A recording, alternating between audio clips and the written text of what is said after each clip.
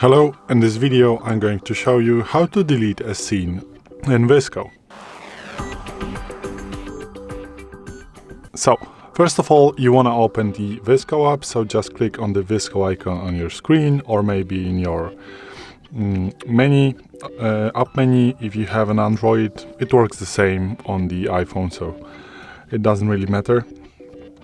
Then you want to go to the VSCO app and create the montage. So let's go to the studio and click on the montage right here, and then we want to maybe add this picture right here and then click next.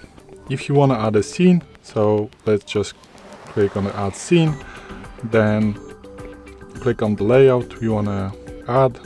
I just wanted a simple layout, and then by clicking on the media button we can add another photo. So let's maybe add this one. And now if you want to delete a scene, let's maybe make it a little bit bigger.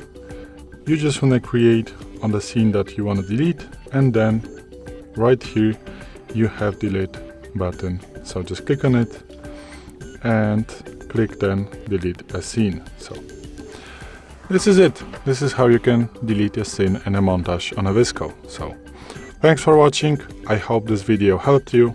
If it did, please leave a like and consider to subscribe to our channel. Bye!